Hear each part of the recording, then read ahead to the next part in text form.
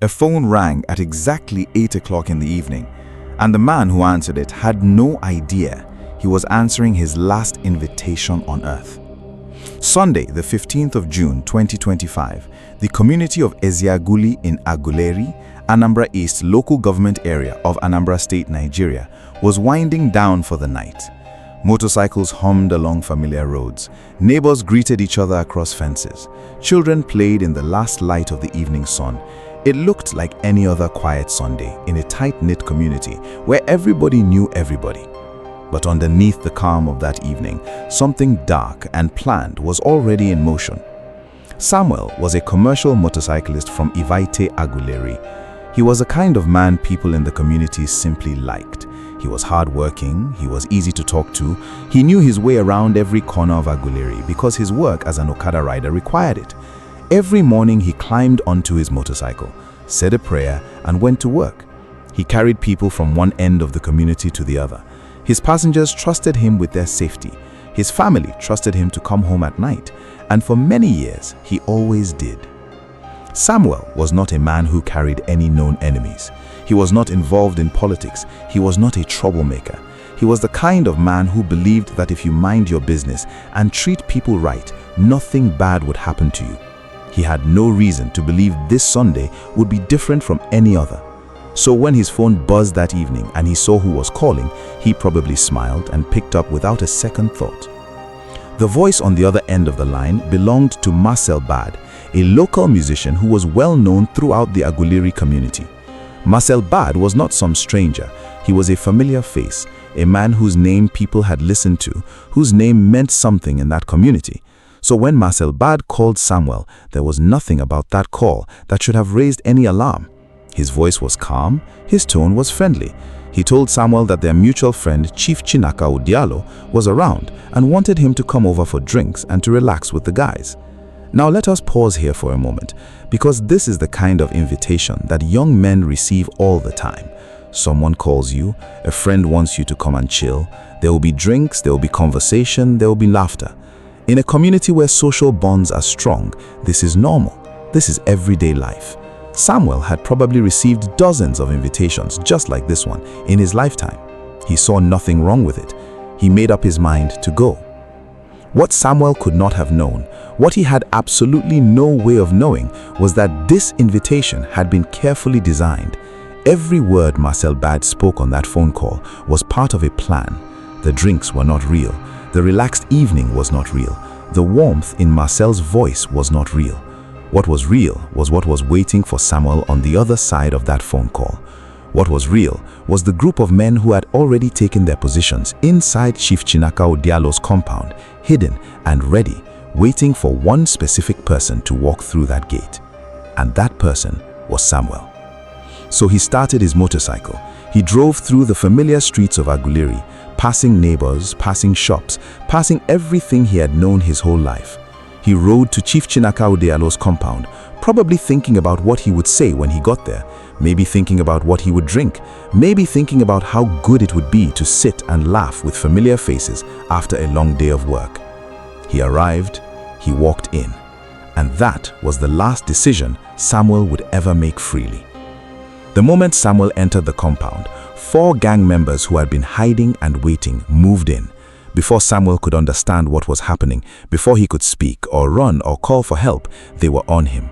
Chief Chinaka Odialo himself was part of what followed, alongside a man identified as Ifeanyi Chukwu Uba. Samuel was attacked with a weapon and also shot in the head. He never had a chance. One phone call, one familiar voice, one friendly invitation, and a man's entire life was taken from him inside a compound he walked in willingly. But as terrible as that night was, what came after was even more disturbing. And so was the reason why Samuel had been chosen to die. To understand why Samuel lost his life that evening, you have to understand the man who ordered it. You have to understand who Chief Chinaka Odialo really was. Because what the community of Aguleri had lived with for years was not just a criminal. It was a reign of terror that had quietly swallowed an entire area whole. Chief Chinaka Odialo held the chieftaincy title of Osini Malima of Aguleri. He lived in a compound that had grown to cover more than 15 plots of land. Some of that land had been taken from neighbors who were too frightened to speak up. He had built walls so close to the existing buildings of those neighbors that there was no space left for a walkway. When people complained, nothing happened. When people considered reporting him, fear stopped them. Because in Aguleri, the name Chinaka Odialo carried a specific kind of power. Not the power that comes from goodness or respect, the kind of power that comes from fear. Between 2018 and 2024, reports indicated that Chief Chinaka Odialo had been running a criminal network of over 30 men in the Omabala area. This was not a small side operation. According to community reports, their group had turned kidnapping and armed robbery into an organized business. Their targets were not random. They went after wealthy individuals, government officials, and sometimes ordinary people who simply had the bad luck of being in the wrong place. When they took someone, ransom demands followed quickly, and if the family could not pay, the outcome was unthinkable. The Obusi market, which sits at the commercial junction of Aguleri, suffered terribly during this period. Shop owners would arrive in the morning to find the market locked down. Others abandoned their shops entirely and never came back. Whole sections of the Aguleri community became areas where people moved quickly and quietly, never stopping to draw attention to themselves. Children were told to stay close to home. Women avoided going out at night. The community was living under a silent, invisible curfew that nobody had officially declared, but everyone understood. What made this even more difficult was that Chief Chinaka Odialo had built what appeared to be a protective shield around himself. Reports from community members described disturbing incidents where law enforcement seemed unable or unwilling to act against him. There was even an account of a police inspector who attempted to get Chinaka to release one of his captives, and the confrontation ended with Chinaka refusing, escalating, and walking away with no consequence. While other members of the community watched in silence, too afraid to say anything, Chinaka continued operating as if the law simply did not apply to him. His compound was described by those familiar with the area as more than just a home. It was where many of the men who worked in his criminal network lived. It was a base, and the area immediately surrounding it had become a ghost town of sorts, with families packing their things and leaving because they could not live next to what Chinaka's compound had become. He had reportedly seized land from neighbors who bought property in that area, then locked and unlocked the nearby Aguleri timber market as he pleased, showing total control over economic activity. He also required loyalty in a very specific and frightening way. According to the confessions of suspects who later spoke to security operatives, anyone who wanted to join Chinaka's criminal network was required to take a sacred oath before a native doctor identified as Opanagu. This oath was meant to guarantee silence. It was a spiritual contract that ensured those who worked with Chinaka would never speak against him. And it worked for years. Now, before we go further, I need to stop here and speak directly to you. You are watching Trem Crime Zone, and if you are not yet subscribed to this channel, right now is the time to do it. Here's why. The stories we cover on this channel are not just crime stories. They are true events that happened in real communities to real people. These are stories that reveal things happening around us that we all need to know. When you subscribe to Trem Crime Zone, you are making sure that the next time a story like this breaks, you will not hear about it last. You will be among the first to know. So hit that subscribe button right now and turn on your notification bell so that you never miss an upload. Now, back to the story. The most important question is this: why Samuel? Of all the people in Aguleri, why did Chief Chinaka Odialo decide that this particular commercial motorcyclist had to be removed? The answer came from the suspects themselves when they were interrogated by the Anambra East security operatives known as the Aun Chamba. Samuel had witnessed something. Sometime before June 2025, Samuel had been present in a community called Oje when he saw Chief Chinaka Odialo attack and end the life of another person. Samuel saw this happen, and because Samuel was well known and widely liked across the Aguleri community, while Chinaka was not as recognized there, Chinaka became consumed by one single fear. Samuel would eventually talk. Samuel would eventually tell someone what he saw. And if Samuel talked, everything Chinaka had built, his network, his protection, his criminal empire, everything would collapse. So Chinaka made a cold decision. Samuel had to be silenced before Samuel could speak. He brought in Marcel Bad to make the call because Samuel would not have suspected Marcel. He set up the evening to feel normal and friendly. He positioned his men inside the compound and waited, and the moment Samuel walked in, it was over. This was not a crime of anger or passion. This was a planned elimination, and Samuel never even knew he was a threat to anyone. What happened after Samuel was attacked inside that compound is something that is very difficult to talk about, but we must talk about it because the full truth of this case is the only way to understand what kind of operation Chief Chinaka Udialo was running and how far he was willing to go to make sure no evidence ever surfaced. After Samuel was killed, the men in that compound did not simply dispose of his remains quickly. What they did was calculated and organized in a way that showed this was not their first time doing something like this. Samuel's body was taken apart, his hands, his legs, and vital organs were removed. His remains were initially placed in a shallow grave on the property, but the criminal network was not done. Later, the remains were dug up from that shallow grave and thrown into a nearby river. The river was meant to be the final resting place, the place where all evidence of Samuel would simply disappear. Chief Chinaka Udialo sold the harvested body parts to a native doctor. This was the same native doctor, Opanagu, who had been conducting oath-taking rituals for members of the criminal network for years. So the same spiritual figure who kept the group loyal was also the buyer of what they had taken from Samuel's body. The network was secular. Everyone was connected. Everyone was bound. The role of every person in that compound on the night of June 15, 2025 was clear and deliberate.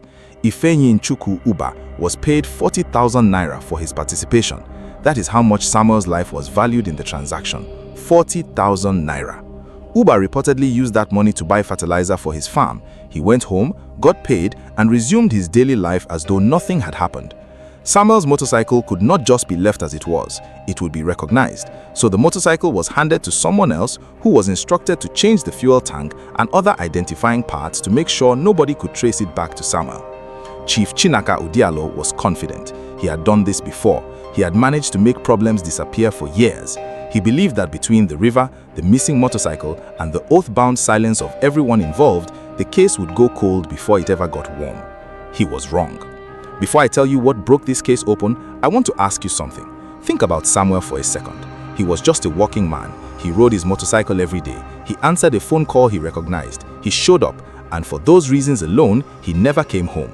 Right now, write Samuel's name in the comment section below, just as a way to acknowledge that he was a real person whose story deserves to be heard and not forgotten. Now, let's talk about how the truth finally came out.